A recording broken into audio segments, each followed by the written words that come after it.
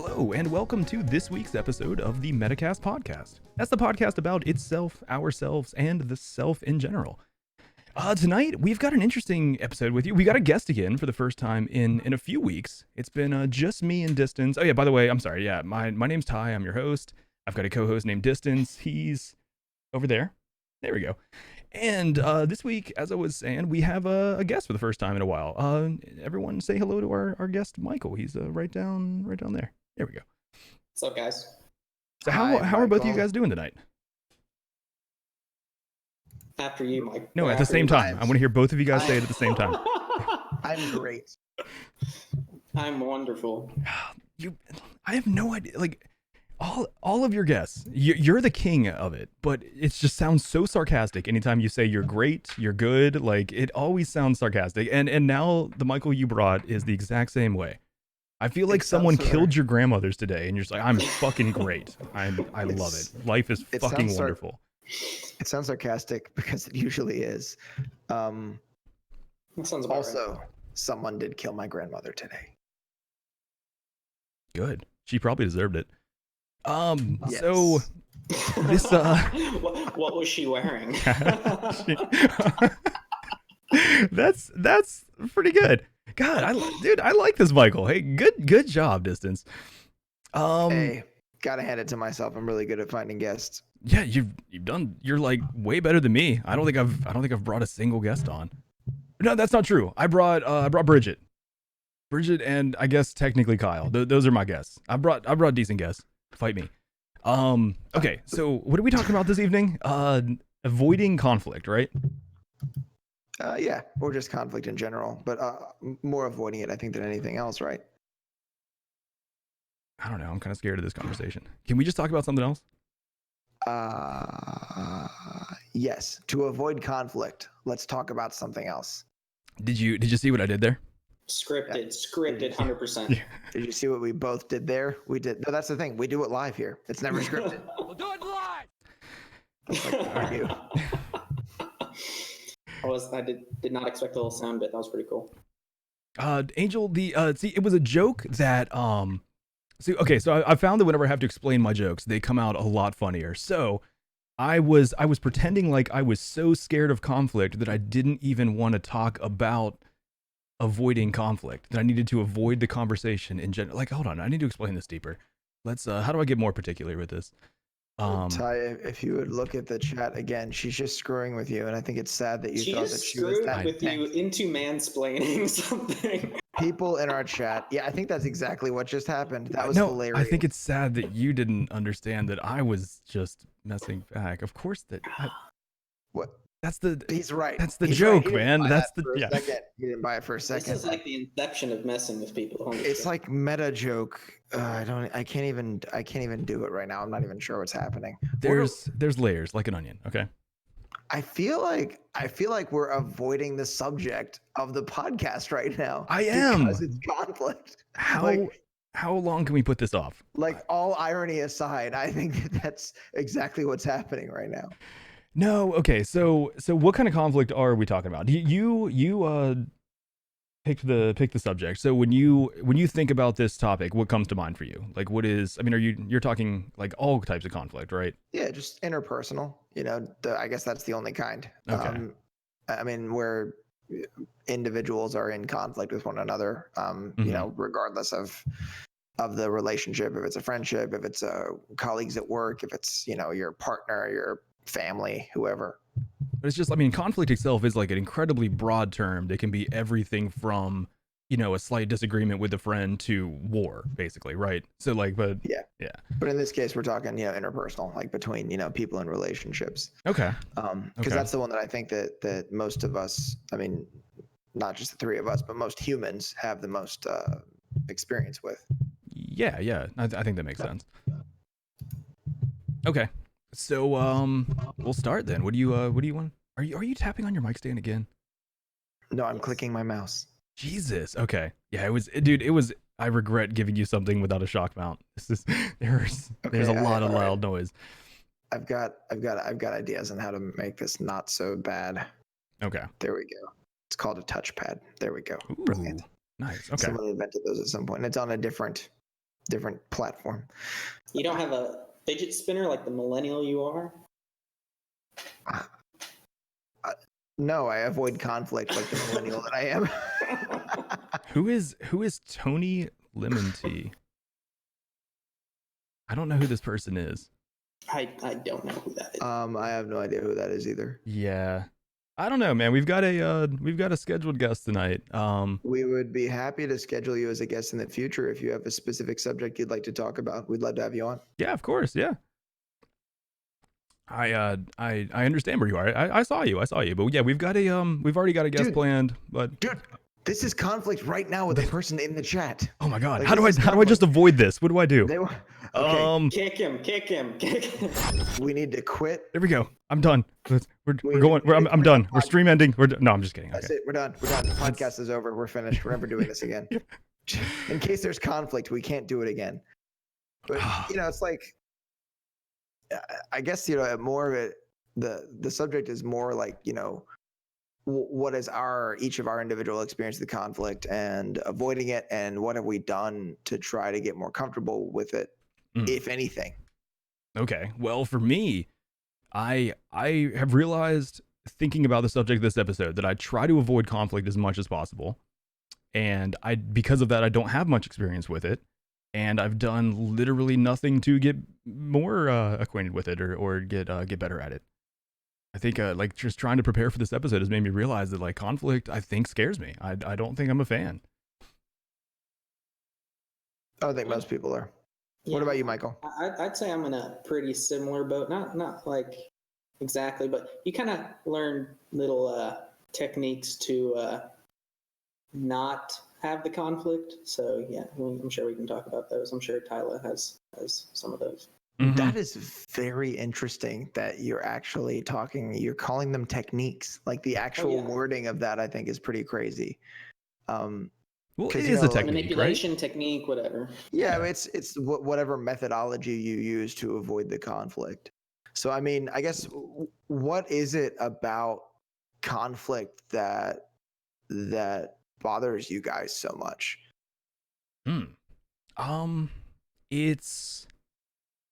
It's uncomfortable, and it in any situation it's a zero-sum game. Well, not actually. That's not true. It normally is a zero-sum game where someone is going to win and someone is going to lose. It's oh, no wonder you're afraid of it. Let's keep going. Sorry. Yeah, like he doesn't believe in the win-win conflict resolution. Well, I mean, of course it's possible, but I don't think that it is very common. I think more often than not, conflict is someone's going to walk away feeling like they lost that engagement, quote unquote lost. I don't know if that's the right term to use, but right. I don't know. Like, I mean, I guess that it can obviously be a good thing that can lead to positive outcome. I think most of the time, when you wouldn't have a conflict with a person you would get a win-win resolution out of in the first place. So we'd probably agree on the conflict like beforehand, rather while with someone who you're actually going to have a conflict with that you're not going to come up with a win-win resolution. That's why you already know it's not going to end in win-win. That's why you avoid it. Maybe. Exactly. Maybe that's what I do as well. But I mean, the thing is that you can't predict that. No, you're right. No, you can't. But unless you have 200 IQ, Yeah, exactly. Well, even then. But it's like, wait, isn't 200 IQ? You know what? Never mind. We should actually talk about IQ on another podcast. It's the 5-head play. You can't lose a conflict if you never engage in a conflict. True. I'm 100% win rate because I just avoid them at all costs.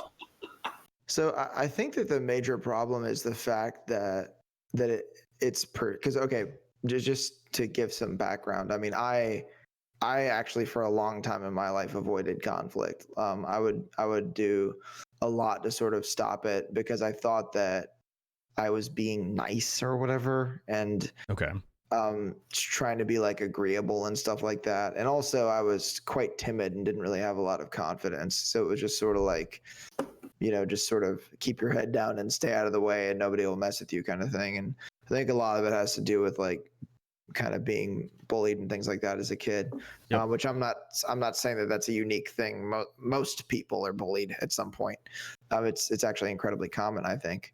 But it's like, I think that there's a certain point that I got to where I realized I was sort of done with avoiding it, because it was making me unhappy to avoid it. I think that if you like, I don't know, can you guys think of specific examples of like conflicts you've gotten into, or the conflicts that have potentially occurred that you sort of steered away from, even if minor? I mean, minor would actually be preferable.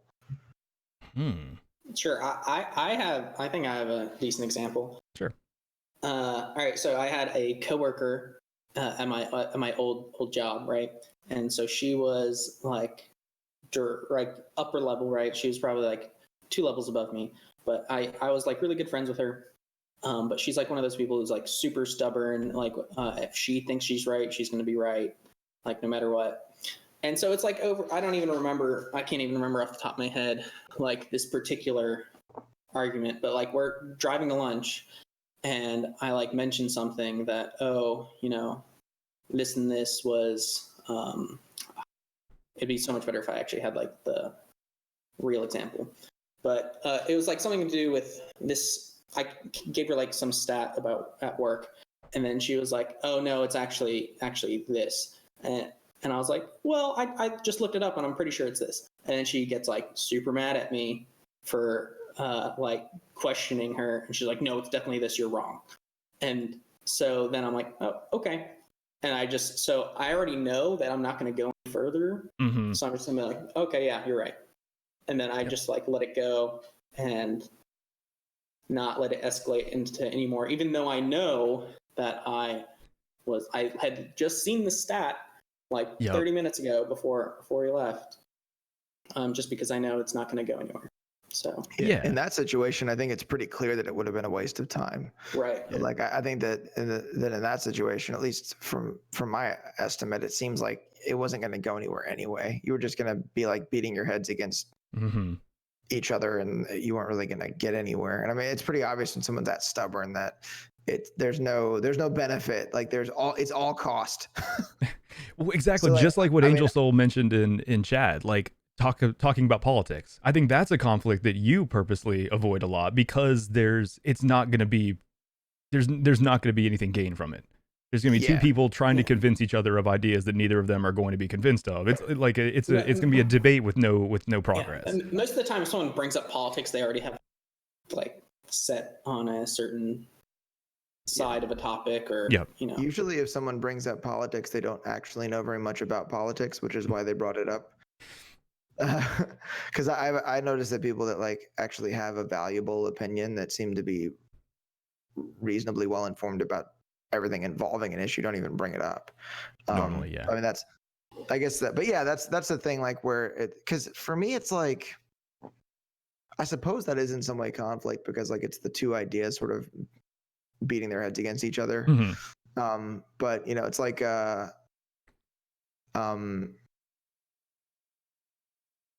and there really is no benefit to those kinds of conflicts, because typically if someone talks about politics, it's probably at work or in a bar of all places. It's like, we're real drunk, let's talk about politics. I'm sick of that shit at work.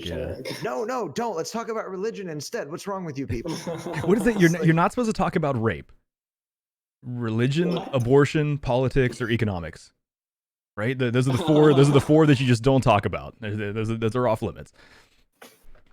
Yeah, I like that question. So then, I mean, if it's not for a reason, like why do people bring up topics like that? Do you think that they're just trying to stir the pot? Do you think that they feel like it's going to be beneficial? Like, what are your opinions on that? Like, why do people talk about like politics at work so often? I think a lot of times people just want to learn about. They just almost want to see if you agree with what they think already. Okay. Just try to make a connection whether they agree with you or not. Mm-hmm. I mean, I think that's entirely possible. I think a lot of the time people will assume that you have a perspective that they have, and they'll just talk to you like that's your perspective. Yes. So it's like, It's like, well, we work together, we get along. You must be a Democrat. Yeah. Like, For me, it's what? the opposite. It's like I have, like I have short hair. I'm a tall white guy. I've got tattoos. I'm in the South. Like people just assume that I'm like very conservative and start talking to me about like incredibly sensitive topics. And it's like, why are you saying this to me at work? And this is like, what is going on right now? Like this is not appropriate whatsoever. Dude, I mean, people do that all the time. It's so uncomfortable. Yeah. Oh my god. And there's plenty of occasions, at least for me, like in the workplace in particular, as far as the politics thing goes, Mhm. like I tend to I'll figure out who is reasonable, like who I can have a conversation with about certain topics Yeah. where we're actually trying to kind of learn from each other, Mhm. and in some cases even try to figure out what we think is true. And there's plenty of people that I work with that I get in friendly arguments with, like where we're talking about just whatever issue, like whichever thing. And sometimes those are topics that some people think of as being sensitive, but I usually have already established that I know those people aren't going to be all crazy and ridiculous about it, Mhm. and we'll accept each other at the end of the conversation for whatever thing. And maybe we're closer to understanding each other, maybe we're closer to understanding the truth, or maybe we just occupied ourselves for 15 minutes. Mhm. But it's like, but I think that so is there anything you guys like would say is, oh, actually, Ty, Yeah. you didn't really give an example. Oh no, I didn't. Okay, so for me, well, I do like that we have established, I guess, that there are some conflicts that are worth avoiding. I may be bad at drawing that line, because I tend to try to avoid all of them. But like what really jumps out for me were, I think we've talked about them off stream recently, but like times in high school where I was being like picked on or bullied, and instead of standing up for myself, it was very easy to just let it happen and try to escape the situation, which I still rationalize thinking that a lot of it was probably maybe I don't know if the right decision is the right thing, but like maybe the smart decision, because I know that like a lot of schools have like a zero tolerance for fighting, where it doesn't matter if you were being picked on and you stood up for yourself, you're still going to get expelled just like the person that was bullying you. I think if I remember correctly, our school district was like that. So in my mind, it was like it wasn't worth trying to stand up for myself and possibly cause a situation that was just going to get me in trouble when I was like, I mean, basically a straight A nerdy good kid. But in all reality, like, it's just letting that happen again and letting that person realize that they can get away with it over and over again. And you're reinforcing that behavior by not standing up for yourself. Yeah, that's true. Yeah, I agree. And I think that most of my experience with it was pretty similar to yours. Like, but at a certain point, I kind of like stopped that. Like, I stopped like putting my head down and just sort of getting out of the way. And a lot of it actually comes down to the fact that it's funny when you have a parent who's particularly aggressive, Mm-hmm. or they're somewhat domineering. Like, you don't become a domineering person yourself. That person basically just teaches you to like get out of the way. So Yeah, that makes sense. Yeah. yeah. So my dad was actually a bit of a tyrant, honestly, when I was a kid, and he and I have talked about it. And I mean, he realizes that a lot of his approaches to things really weren't the best. Mm-hmm. So like, I learned that behavior at a young age, that if you don't do what I say, you will be crushed. And it was just kind of like that became like the beginning of the avoidance. Yeah. So. But my experience is pretty similar to yours too, Ty. Except for I think in most situations you would stand up for yourself a lot. Like well, you were now. Well, even back then, like when we talked about it, like you were you liked to like almost instigate it and teach people that they were like kind of being assholes, right? At least in like maybe middle school and high school, or No, well, I mean, I liked to make people feel uncomfortable. okay. That was the thing, is that it was a situation in which someone was being aggressive in one fashion or another. Like, I'll tell you what, nothing makes a guy as uncomfortable as when they have you by the shirt and they're hitting you while you're on the ground and you're telling them to turn you on and to get it up. Call him daddy. Did you ever call him daddy? Well, that would Yeah, no, I didn't. Looking back now, I wish I would have. harder, daddy. But it's just like a weird thing to say to make someone uncomfortable. So I wouldn't really say that I was standing up for myself other than just making someone feel uncomfortable.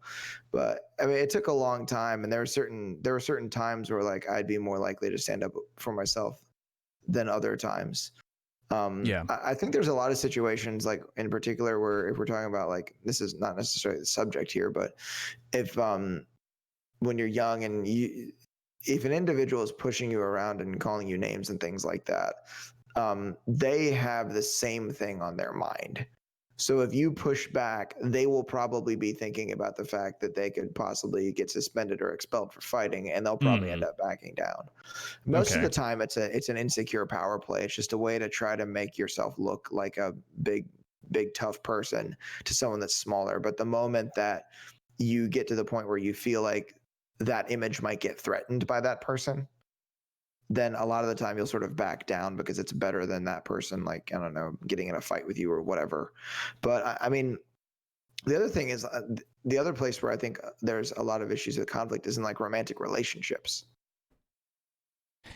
Yeah, that's I mean, obviously, I think that's kind of a marker of romantic relationships, right? Yeah, I mean, well, yeah, it's something that you can't really avoid. And I mean, it's like, well, because I think Michael, your relationship's long distance, right? That is correct. So nice. Do you guys just never have conflict because of that, or is it just a different kind? No, we do have conflict. I guess it's like maybe less prevalent since we don't have as many interactions as you would if you're like living together or even living in the same city. But most of the time it's just because it's almost stemmed in the long distance, just because like one of us gets frustrated because, one of us feels like we're not giving the other enough attention or vice versa. I gotcha. So is there, oh, sorry, go ahead. No, go ahead. Is there ever like, do you typically end up like in a resolution though at the end of it, or? Yeah, so I think one thing my girlfriend and I do well is we like communicate with each other that when like one of us feels frustrated with the other person, we don't just like give them silent treatment or like assume that I know that they're pissed off or vice versa. Yeah. So we usually try to communicate, and then sometimes you need like a day or night to like sleep over it and think about it. But a lot of the times we usually come to a pretty good, quick resolution. So I've only been in our relationship's only like a year and a half, so it's not like, and that's the only relationship I've been in. I gotcha. So I don't have too much experience in conflict resolution relationships. So would you say that? So it doesn't seem like you avoid the conflict in your relationship though, right? No, because for me, when I have a conflict, like she's mad at me or I'm mad at her, whatever, that it just like makes me uncomfortable, or not uncomfortable. It gets like I'm like annoyed the entire day, So I'd rather just like talk it out and fix it. Yeah, I'm the same way. I don't like when the issue isn't resolved, when someone just wants to like walk away from it. I'd much rather just like talk it out, figure out what's going on there. But I realize that like a lot of people are they need like time to process it and come back, I guess, like, and it bothers me. I mean, like I've had to, of course, in relationships in the past, I've had to learn just to accept that. But it's like, I just understanding that, okay, someone handles this situation differently than me. It's okay. It means, I'm not going to be able to handle it right away. We are going to have to wait to talk about this, but. Right. So it seems to me like at least in both of your remarks that it doesn't seem like you guys, either of you, really necessarily avoids it in romantic relationships. It seems like you actually want a resolution. It's more because the conflict isn't what's making me, or the conflict is what's making me uncomfortable. I didn't avoid the conflict. I'm already in the conflict, so therefore I'm uncomfortable. Therefore I want to, not be uncomfortable anymore. When also something could be said about the fact that I completely avoid romantic relationships at this point. And I don't know, like, is part of that because I'm avoiding the conflict that's inevitably going to come with that. I don't know. I'd have to do some soul searching to really think about that. But And, another thing, I think both of me and my girlfriend are good at, like kind of reading the other person, can almost tell when the other person's like upset. So we just like ask each other, are you upset? Why are you upset? And then we can talk from there. So it's also hard to like, if I did want to hide it, it's also difficult to do that. mm-hmm. So it's kind of interesting to hear, because I mean I've known Ty for like 20 years. So it's interesting to hear you say, Ty, that it's uncomfortable, and that's the thing that makes you want to avoid it, because we've had a lot of conversations about like working out and goals and things like that, where you kind of pride yourself in having the ability to be uncomfortable. So, and obviously, I mean, with exercise and things like that and goals, that a lot of the time it's more physical than anything else. Yeah. But it's like, I think that especially in like friendships or romantic relationships, if you don't allow that, like if you shut down when the conflict occurs and you refuse to communicate, the only thing that's going to do is create resentment, right? Yeah. Oh yeah. But it sounds like, as at least in Michael's relationship, it sounds like that they actually communicated something's bothering them, which is good. I mean, a lot of people won't even say anything just because they're trying to avoid the conversation. Like something as simple as like, do you want to go to I don't know, do you want Chinese food or pizza? I don't care, whatever you want. Yeah. And then the person that you ask is like, well, because I was like, I kind of want pizza, but the person you're talking to, they don't want to have a conflict about the food. So then like, they're like, fine, pizza's okay. Or like, yeah, let's get pizza. And then they end up not getting what it is that they wanted, because they're trying to avoid the conflict. And then the energy or sort of attitude is a little tense the rest of the evening, and the other individual has absolutely no idea why, because the other person didn't express what they desired, because they didn't want to have a conflict. And the thing is like a conflict between pizza and Chinese food is pretty trivial, but it's amazing how much of an impact that can have on someone if they just don't mention that they want something different. Yeah, but I mean, like you're saying, it's a small situation, but when that happens over and over again, I think it builds to resentment. And it's like, it's something that like, I'm just a firm believer in so many, like, I mean, in the upper 90 percentile of situations in either relationships or friendships or employment, like anything, just better communication solves so many problems. Like communication is just such a big thing to me. I agree. Absolutely. Yeah, and in those situations where if a conflict occurs, like if it's with a coworker, perhaps maybe you and a coworker disagree on how to do something in a project or whatever, and you don't say anything about it. Well, if you think that the idea is really good and it'll make things better for your company or better for the individuals involved, then it's really your responsibility to kind of stand by that and at least talk to your coworker and try to figure out like I really think this will be better for the company if we do it this way, or is there a way that maybe I'm not thinking it through well, and then you can actually have a conversation, and even if you don't go with the idea you have, you and your coworker can maybe find a way to complete the project better just because of the fact that you mentioned something. And it's like with like your family or your friends, like in your personal life, it's sort of like a value judgment. Like what's more important, avoiding a conflict in this moment or your peace of mind going forward? Yeah.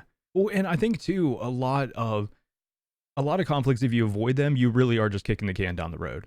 You're not going to be able to avoid it forever. It's eventually going to come to a head at some point, and it's going to have to be confronted. And by doing so, you're probably just going to make it worse. Yeah, that's true. I mean, it's like, especially in your personal life, and I mean, even in your work life, that can happen too. I mean, I think I've seen similar things happen, but I think that one part of it, and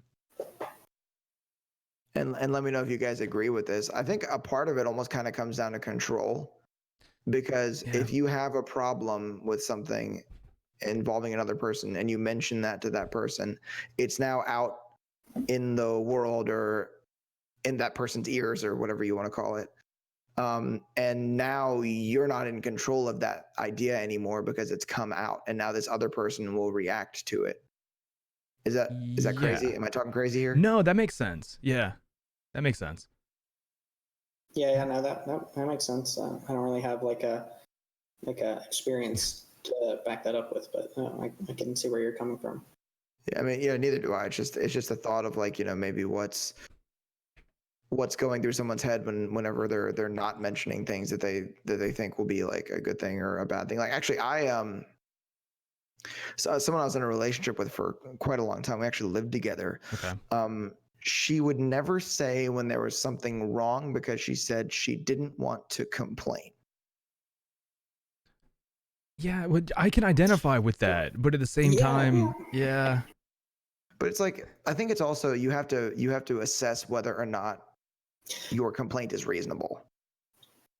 Yeah. I can kind of see where that's coming from, because I don't know, some people, including like myself, sometimes I'll just be like, oh, I won't bring something up just because I don't want to be like a burden to someone. Yep. Or I don't want to sound like too picky, and so I'll just like go with the flow, even though it's like, yeah, I probably would rather do something else or eat something else or whatever, but I'll just Yeah, for me it's like I know that I mean, like, some of it probably stems from like low self-esteem, low self-value and things like that, but it's like I'm almost always would rather my toes be stepped on than anyone else's. So if I feel like bringing something up in a situation is going to cause the other person some sort of discomfort in any way, it's like, okay, I'd rather just suck it up and like deal with it myself rather than, letting the issue be addressed, which I realize is stupid. There's nothing good there, but in dealing with it yourself, you're not dealing with it at all. Correct. Yeah. But I mean, obviously you acknowledge it. I mean, the issue is like, it's not addressed. Like it just stays there. Mm-hmm. And in some situations, I think when you look at, because it's weird because there's all kinds of motivations for that sort of behavior. Some people are like very like people pleaser types, but in that situation, I mean, you're valuing the other in an unhealthy fashion over yourself, because it's somehow implying that everyone else's well-being comes before yours. And there's certain situations in which that's appropriate, and there's certain situations in which it's not. Mm-hmm. I mean, obviously, in a relationship with anybody, be it like a working relationship or a romantic one. Sorry, guys, I'm getting hot. The hoodie's coming off. Ooh, yeah, baby. Yeah, You feel look free to leave so bits. good tonight. Take it off, Daddy. I hate to brag, ladies. All right, so yeah, where the hell was I before I started undressing? I don't know. You'd be lost amazed. me. You'd be amazed how often I say that. Actually, you'd be amazed how often that doesn't happen. But it's like, but I don't know, man. Like I don't get that, because for me, when someone says that they would rather their toes get stepped on than someone else's, it basically means I have resolved to be miserable for the rest of my life. Yeah. That no matter what, I will always be unhappy, and that's just fine because everyone else is way more important than me for no reason other than the fact that I just kind of think that. Mm-hmm. Yeah, and I like identify with that a lot. Like, I know that it's not good to think that way, but I realize that I do, and it's stupid. It is not a good way to think at all. And it makes me curious. I kind of ask Michael a question too. Like, so obviously, I think we agree. The example you gave of your extremely stubborn coworker who doesn't have their senses grounded in reality, obviously that was going to go nowhere. And I think that I think each of us agrees with you that it was just like, okay, you're right, was the best thing, because it's like, I'm not going to waste my energy on this. But are there other conflicts where you would say the outcome would be valuable and you actually would engage with the other person? I probably can't think of one off the top of my head, but I think one of the reasons I brought up that previous one is because then that also kind of molds my future. I know this is not what you're asking at all. That interaction kind of molds my future interactions with that person, and so I know that person likes to be told, oh yeah, you're right, you're smart, whatever. So you kind of, whenever they like bring something up, you're just like, oh wow, or like, yeah, that's really smart, that's a great idea. And then you kind of like just like talk them up all the time, and then they like really like you. It's almost like really kind of manipulative. But then you can almost like you can always avoid the conflict with them, and then they also really like you, and then like you don't have to deal with that person being really stubborn, because once a lot of really stubborn people in my experience, like once they like, oh yeah, I think I like this person, like no matter almost like what you say, you could like say something wrong, they'll still be like, oh yeah, and won't like start a conflict with you. And like in a situation like that, it almost seemed inconsequential. It's like what was Right, going to come from just saying like, oh no, I'm right. Here's the facts to back me up. Exactly. Yeah, Like, yeah. it almost like you're talking about like, future interactions with that person. It's like you're going to be almost thought of that the guy that wants to be a know-it-all. It just wants to be right or whatever. Like, yeah. So I can completely understand that. Yeah. But as for a conflict where it would be, beneficial to like keep going, I would have to think a little bit about an example I could think of. I don't know right now. So, I mean, but would you say that whenever conflict arises that there is a value judgment going on? Like, are you... Oh yeah, absolutely.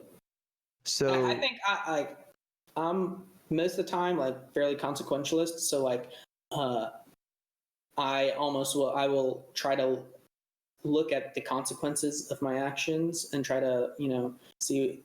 And what I will do is I can't really explain this. I really should have explained this. Just I'll look at the what I think the consequences of my actions will be, and then make a judgment on what I should do from there. Yeah, it's almost like a little like cost benefit analysis where it's like, is there going to be a benefit from engaging in this conflict? If so, how much is it actually worth to me or the situation or to the other person? And will those consequences be positive or negative, and will they be positive or negative for one of us or both of us? Exactly, yeah. Well, and I'm realizing too from like what you talked about earlier that like because of valuing myself lowly, I think that analysis is skewed a lot for me. It's like I'm looking at like the benefit as not as weighted as it should be because I don't value a positive outcome for myself as highly as I probably should. Yeah. Yeah. And that's like, we should do a self-esteem podcast too. I was about to say we've already done self-esteem, but yeah, like that's a big topic though. So, and you know how I feel about the term. I'm not big on it. And we've actually, someone in the chat here actually made the comment. Angel made the comment that what this is specifically geared towards, I'm assuming, a romantic relationship, because it's the term "been with." How long you've been with a person matters when it comes to the situation. And I think that to generalize that, it's how valuable is that relationship to you, and will that relationship benefit from engaging in the conflict? So like in a professional relationship, like the one that Michael's talking about, where it's like, this individual may find me more appealing if I'm just like, oh yeah, that's great, you're right, or whatever. Then in some ways, yeah, it's a little manipulative. Like I'm not acting like I've never manipulated anyone before. Maybe a little bit here and there. That it's, and I guess it depends how long you thought you were going to be working with that individual too. Yeah, sure. Yeah, because I wanted to point out, because like not to say there's anything wrong with that comment, but that's in economics, that is like a known fallacy called the sunk cost fallacy, where you're thinking about like something in the past as weighing the decision that you're making right now at a margin. And you really shouldn't care about the cost you've sunk into something. What matters is this moment and what difference it's going to make going forward. But yeah, actually, that's a true statement. Because relating it to romantic relationships, a lot of people have this idea that they've invested something in a relationship, when in reality there is no investment. That is actually like an irrational skewing of your judgment because of that. So yeah, I mean that makes sense. I've heard people use the term sunk cost. I just didn't realize it was like a term used in economics. Look at you using your degree for something. It's like degree. That also may be why I suck in relationships, though. Say you like invested like 10K and you're down to 5K, and then you're like, oh wait, I need to leave it in here because I put in this 10K and I need to wait, and then you just lose everything. That's the sunk cost fallacy, because you should have just, you know it's going to go down, so you just like, yeah, knowing when to cut your losses, not letting the time or money you spend in it. Yeah, but then again, like this is We're talking layman's about like an way. emotional relationship, not just Right. something that's all numbers. So it's like, is that part of my downfall? It's like looking at things Sure. like they're numbers and like I'm a fucking robot when, it's actually a relationship with another human. Yeah. But like I think there is some worth in like looking at, like, for example, say you like spent like a very long time with someone, like just because they did like one tiny mistake doesn't mean you're like, oh, suddenly, this person doesn't respect me. You can't just like jump to that conclusion already, right? Mm-hmm. Like I see like I browse like our relationships a lot on Reddit, and like a lot of the time they'll be like, oh, my husband came home late to work from work one day. I think he's cheating on me. And everyone's like, yeah, he's 100% cheating on you. Yeah. They have like 3 children, been married for like 5 years. They're like, oh yeah, you have to Yep. sign the divorce papers right now. Let's Yep. go. Like a lot of the time they like just like jump to this like major like conclusion. Like, Mm-hmm. so you also you always like, yes, there's the sunk cost fallacy, but you can't like take it to an extreme where like, oh, even though I've been with someone for like 7 years, have a really good relationship with them, they make like a small mistake and suddenly you want to like break up with them or whatever. Yeah. So No, that's fair. That's fair. There's got to be And I think some balance between the two.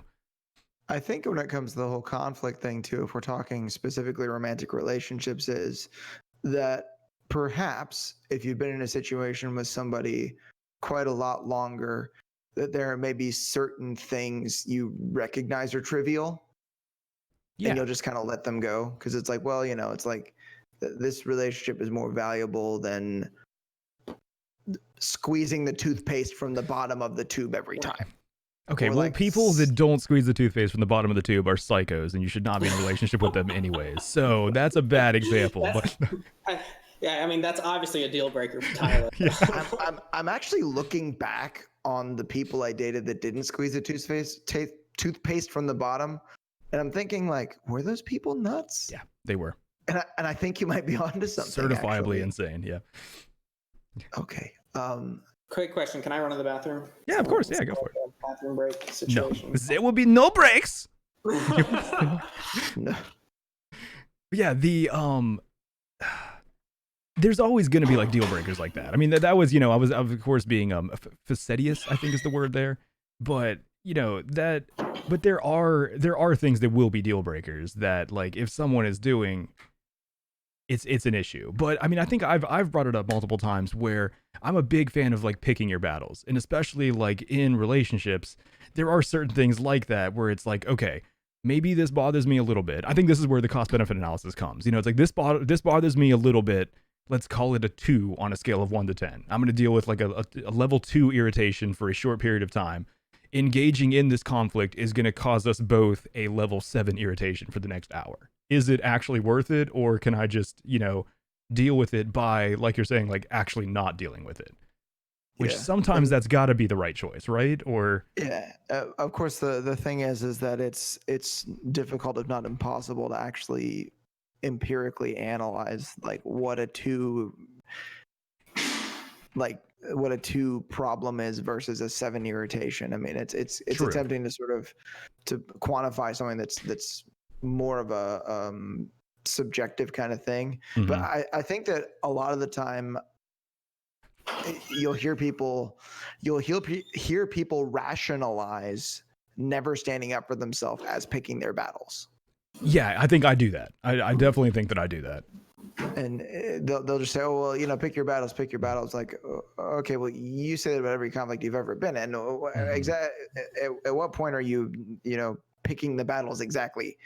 I'm picking to avoid every single one. That's what it comes down to. It just so happens that all of them were more worthwhile to avoid. Exactly. Yeah. Well, I like what Angel Soul in chat said about that last thing, because like that's a good point, that a level 2 irritation can become a level 7 if it happens over and over again and you never deal with it. That's going to happen, like I talked about earlier, where it's eventually going to come to a head if it's not addressed. So yeah, that's true. Like, for instance, is it worth it to address the fact that Michael just opened a beer on the air and everybody heard it? Like, how annoying is that? I'm just kidding. It's all right. I have a good example of this level 2 becoming level 7, and how I used to avoid conflict. So freshman year of college, my roommate was a very loud chewer, and he would crack. He had these big boxes of like the little bags of chips, right? Of like the variety bags, and this man would sit on his bed every night and chew these chips and go, and like it drove me insane. I would have my headphones in. I didn't have noise canceling headphones.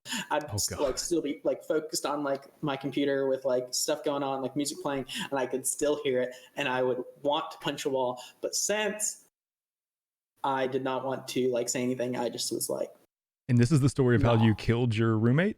Yeah, I am a murderer. I'm convicted. Yeah. It's like he level 2 annoyed me hundreds of times, so I level 7 threw him down the stairs. Yeah, that's fair. Yeah. And I'm sure a lot of people have it similar, but I'm sure other people would actually be like, "Hey, dudes, fucking chew with your mouth closed." So I'm sorry. I think at the moment where you start to feel like something's beginning to bother you about something someone does or the way that they treat you, that's kind of when you can sort of decide to mention something, so it doesn't get to the point where you like, murder your college roommate because they chew loud. I actually heard a comedian make a joke about like something about like, you'll find this one person that really, really works for you, and then you'll get together and hate the sound of each other chewing for the rest of your lives. Yeah, that's a good way to put that. Yeah. Apparently that's a phenomenon in marriage. I was not aware of that. I think it's a phenomenon so when we were talking about like relationships earlier, and especially with like long distance relationships like Michael brought up, I think a lot of irritation with people comes from proximity. When you spend a lot of time with someone, little things like that just start to bother you. It could be like, I'd be guaranteed in a long distance relationship, when you get to see someone once every month or once every how long, you go out to eat with that person, you're not going to care what they sound like eating because you're so, enthralled to actually just be in their presence, versus when you're there every single day for every single meal, it's like, can you shut the fuck up already? It's like, yeah, it's true. Like if we grab lunch together, like twice a year, like once a month, and it's just going to be like, whatever. They make weird noises when they chew. Sounds like everyone should be in a long distance relationship, though. Yeah, I mean, it's the ideal situation. Ashton, are you still there? It really makes it work. I think Ashton in chat wants to be in. I think we should start our long distance relationship, dude. We got this. Both of them have signed off on it. It's time. Where are you, lover? Oh my lord. I mean, hey, whatever.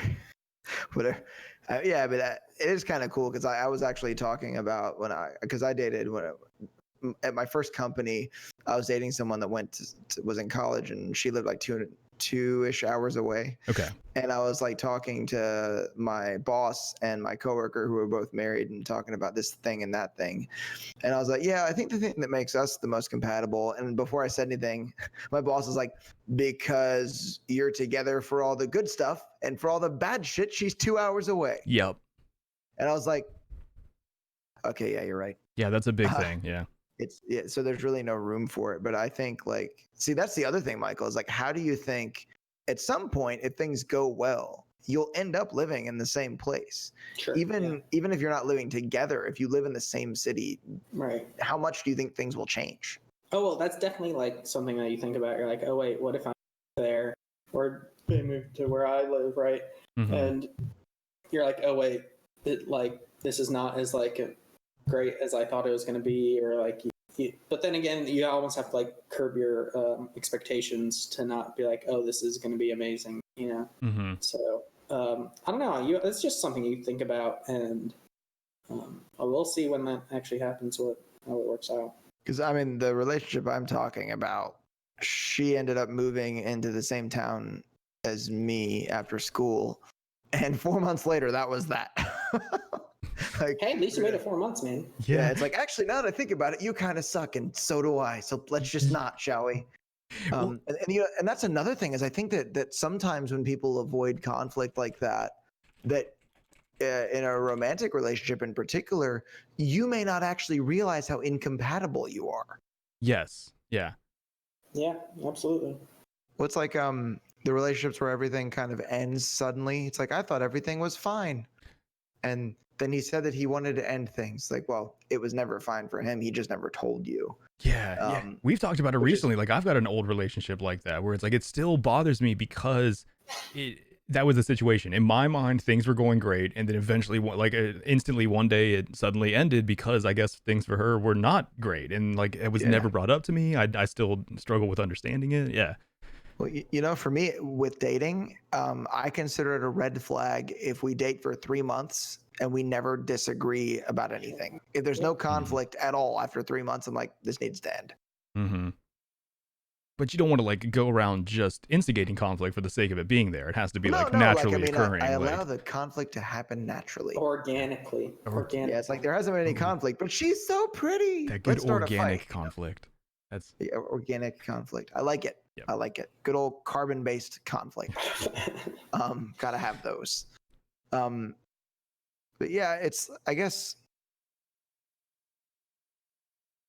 I'm trying to think, because I'm thinking of a lot of situations that I've ended up paying for it because someone else was not willing to engage in a conflict with me in a relationship. But I'm trying to think of situations in which I paid for it because I wasn't willing to engage in a conflict with someone else. And it's been so long since I've had an issue with avoiding it. I can't really think of anything, at least not for myself. Yeah. Well, yeah, I mean, like you talked about earlier, you got to a certain point in your life where you realized that your avoidance of conflict was detrimental to you, and you made a decision to stop doing that. So, yeah, that makes sense, because that was probably around the time you started dating people, right? So you haven't really had a lot of relationships where you were actively avoiding conflict, I would say. I would say I didn't really start addressing conflict in relationships until I was 23. Maybe 22, 23, somewhere in there. Maybe a bit younger. But yeah, I mean, I suppose it kind of worked out. With me, the experience was always like someone else not really engaging with me when they had a problem or a difficulty. It's like, and the cool thing is that sometimes you'll find out that when conflict occurs, it's not really as bad as you thought it was going to be. Because and as you deal with it more, you realize that "you fucking asshole" does not work nearly as well as, "Hey man, that one particular thing that you said when we were talking to those two girls, I know you didn't mean anything by it, but it really kind of sucked to hear you say that. Like, I didn't think that was an appropriate time to joke about that particular thing." And then your friend would be like, "Oh, dude, I'm so sorry. Like, I didn't even think that was going to upset you. I thought it was cool. Dude, that won't happen again, man. We're good." Well, it goes back to the communication, I mean, just like actually communicating about the situation and what you're thinking or feeling about it was worth a lot. But if I said to my friend, like, "Dude, you're a fucking asshole. Why would you say that?" He'd be like, "I'll say whatever the fuck I want." Yep. That's usually like, because people will be, it's congruent, right? It's like if you yell in someone's face, like, we're just animals. That whole fight or flight thing happens and they immediately jump to their defense. Yep. So it's like, it's about how the conflict occurs. Because it's like, you can engage in it and have it be really beneficial. And then you can engage in it and have it be really detrimental if it's not handled properly. But obviously, the more you avoid it, the less practice you have in getting better at it. Yes, yeah, definitely. Yeah. So like, getting better at it for me was the result of lots of screw ups. I get better at avoiding it. I'm like a level 59 ninja at this point of like avoiding conflict.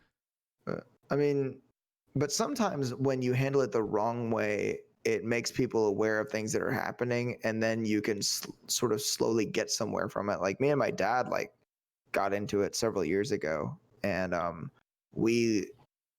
I said a whole lot of really toxic stuff, and it at the time was not beneficial, but after some period of time, he and I sort of grew from it and like improved our relationship between one another, as as adults and all that. Yep. But I mean, it's like, but I mean, based on all this, like, would you guys agree that there are situations in which conflict is good? Oh, definitely. Yeah. Yeah. A lot of the time, something positive can come out of, in conflict. Even if you handle that conflict badly to begin with? Yeah, I mean, like, okay. If one person can handle a conflict badly, and then it can still come out okay. But if both parties screw it up, okay, yeah. Then, like, I mean, because then it's not going to be handled well, and it's just not going to end well, right? Yeah. Correct. Yeah. I see what you're saying. Yeah, that makes perfect sense. It really does. So, I think that when we stop ourselves from getting into it, we generally we forego lots of opportunities to grow, because anytime we're uncomfortable, we're going to get better at something. Yeah, that's very true. Yeah. I think that oftentimes it can result in a deficit of character if we don't end up engaging in conflicts where we need to. But so like the normative part of this, then, like I mean, it makes me want to just engage in more conflicts, but not like I'm gonna seek them out just for the sake of having them, but maybe when I feel those nice organic conflicts possibly arising, to stop trying to evade them and just kind of embrace it. Like, okay, this is gonna be an uncomfortable situation, but it's for lack of a better term, for a greater good, I guess. Sure. Like, oh, here it comes, that kind of thing. Mm-hmm. And one thing that I've noticed that, well, obviously for listeners, they won't be able to tell, but anyone that's actually watching this on Twitch or YouTube, I've actually found that when you are in a situation in which conflict is going to occur, it's actually better to sort of just kind of like relax, spread yourself out, lean against something or whatever. And then I don't even know if you can hear me from back here. Then, like, just imagine you just man spreading before. It's like when you get into a crowded subway, just take up as much room as possible and don't let anyone else sit down. Just start doing like the village people thing, just on the subway. Well, no, it's like whenever you feel a conflict about to occur, if you keep a relaxed posture, like if you don't lean into somebody or whatever, because the thing is that if you're anxious in the situation, it's only going to end badly that way. Yeah. Well, and there's like that mirror. It's not mirror neurons, right? But what is it where like, forcing yourself to smile ends up making you happier, or like forcing yourself to be in a relaxed pose will make you actually more relaxed? Like, I forget what that idea is. Cognitive dissonance? I don't know if that's it. It might be a form of it. I don't know. I think that word's actually. I know what you're talking about, though. That term's overused, but we know what you're talking about, though. Yeah, where it's like if you know that it's going to be uncomfortable and you specifically get in a relaxed physical position, your brain will read it and be more relaxed because of that, I guess. Like, but I think you also you got to be careful with not being like too relaxed. You also want to be confident and not like when you're kind of relaxed, you might tiptoe around what you want to say, and when you tiptoe around what you want to say, it could just end poorly. Whether if you're more assertive and confident, it will. I think it goes a lot better. True. Yeah, I think that's a good point. Without being aggressive or excessively blunt. Because I mean, when you're there's a difference between being assertive and being blunt. Right. Yeah. Because I think if you're too blunt in certain situations, people will react to it badly. But I mean, I guess there's a certain degree. It's all about the balance. The balance is a theme that comes up a lot here. Yeah, balance is a pretty consistent thing here. That is a very good point. Yeah, I mean that's one truth that I think kind of comes up over and over again here, is that you just gotta sort of know when and when not. So I guess it's just and that always just comes from experiences. Like, for example, for me, I learned a lot about how to deal with conflicts just from like working, right? As like a young engineer, you have a lot of conflicts you have to deal with, whether it's with older engineers or operators or just like anyone. Like they're at work, you're just like going to run into conflicts, and that just teaches. I think you get a lot of experience on how to deal or how not to deal with conflicts. Yeah, true. We're getting to a point where we do need to wrap up. Does anyone have like final thoughts that they would like to summarize, I guess, their stance on this, or what they learned, or what they're thinking of changing? If I'm honest, I just I realized I think that I need to be less aggressive in conflict. Do we not have another 30 minutes? Is this not? 30 minutes? Or am No, unfortunately, we do have to end it at Oh, 8:30 oh, my tonight. bad. Yeah, My no, bad, my bad. Yeah, It- because Ty's we haven't had a podcast about that thing yet, but we will. yeah. He's avoiding the conflict. No, well, actually, no. Why don't you tell it? Actually, I think that's what he's doing. Ty, why are we ending at 8:30? I have a engagement that I need to participate in. What sort of engagement do you have that you need to participate in? Me and 39 other people need to go and kill a dragon. Her name is Anixia. Nice. She lives in a place called Dustwallow Marsh, and we need to Oh, go. wait, We need to go kill her. Oh wait, is that in Finland? Oh no, it's not in Finland. It's a fictitious place, and it's not a real dragon. Okay, just wanted to make sure. Correct. Yes. Yeah. No. Yeah. So but it is Wow addiction weird champ in the chat. But yeah, unfortunately, the raid times for this guild that I'm in, they do start most Wednesdays at 8:30 my time. So yeah, I don't know if we're gonna like adjust the podcast to start 30 minutes earlier, or because it's not every Wednesday either. But it is kind of an annoyance. Oh, it's and we've now successfully alienated at least half of our listeners on any platform other than Twitch. I've actually got Monka S as a pillow. I don't know if you noticed that, but I identify with that emote a lot. That is my like default position. See, that is me avoiding conflict. That is me just sweating it out, scared of the conflict, and just avoiding it. Okay. Yep. Yeah. So you do have the monk ass pillows. So now that we just like got way off topic on video game addiction, and I'm not going to call it anything else other than that. Yeah. So. But for the conflict thing, I think that for me, it's not just gauging when it's worth it and when it's not, but in the conflict, I need to be a little less aggressive, because I've gotten on the more aggressive side of assertive. Mm-hmm. Not to the point where I'm actually bashing people's heads in, but yeah. See, I'm kind of on the opposite. I realized where, from just like talking about it, like where my or why I like to avoid conflict, and once you kind of like know the root cause, you can address it and be better about not avoiding it. Mm-hmm. Yeah, man. Yeah, I'm the same. I'm the complete opposite of distance. I've realized that I need to be more aggressive in entering the conflict. I don't know about like within the conflict itself, but just like caring about myself and my my emotion to actually stand up for myself when a conflict arises, and not be oh yeah, thank you, Lee. Yeah, I need to be less timid. I think that's a very good word for it. Mm-hmm. Yeah. Yep.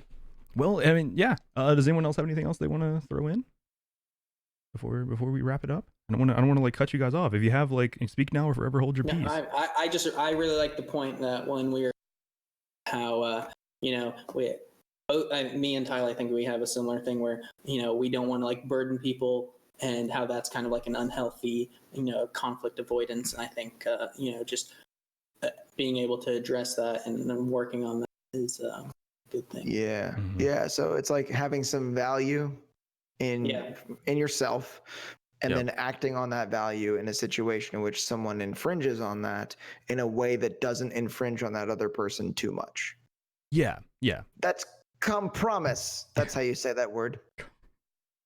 Compromise.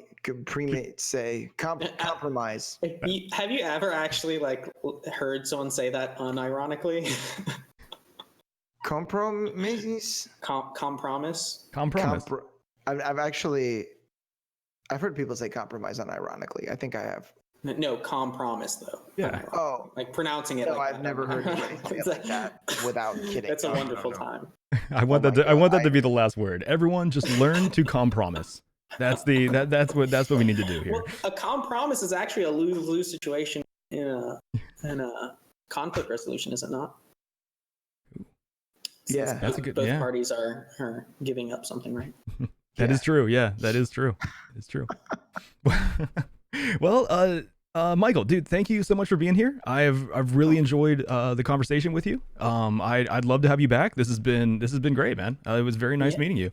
I really appreciate you having me on the show. Thanks, Distance, for asking me to be on the show. yeah, feel free to ask me I'd love to come on again. And if you guys are ever like playing any games, I'd love to join. So just keep in touch. Sweet. Yeah, will do. I've already got a subject planned for him to come back on, so there's that. Oh, Nice. gosh. Awesome. Not Good. like this. Yeah. All right. Well, guys, we have reached the end of another episode of the Metacast podcast. If you're watching this on YouTube and you enjoyed the conversation, hit that like button. Subscribe to keep up to date with what we're doing here, and comment below and let us know if you avoid compromise and if you took anything away from this conversation. I'd love to hear it. If you're interested in further taking part in this conversation or even joining us as a future guest, go ahead and join our Discord. The link is in the description below. And don't forget to join us next week for another episode live at Wednesday at 7:30 p.m. Eastern Standard Time on twitch.tv/TylerTV. Thank you guys for listening, and everyone have a great week. Peace. All right, guys, we did it. Ty, are did it. you You just subconsciously. You just said avoid compromise. Oh shit! Did I? Fuck. I was gonna bring it up, but I didn't want to cut you I off. saw Michael's face, and I was God like, damn it. I was like, oh my god, he did. He just fucking did. Well, hold on. It works because the result of conflict should be compromise. That is the healthy way. Both Distance and I just avoided the conflict. At least I didn't say compromise. All right. At least. Okay, Oh you my do God. need to actually put this when we publish this on other mediums. This needs to go in there somehow.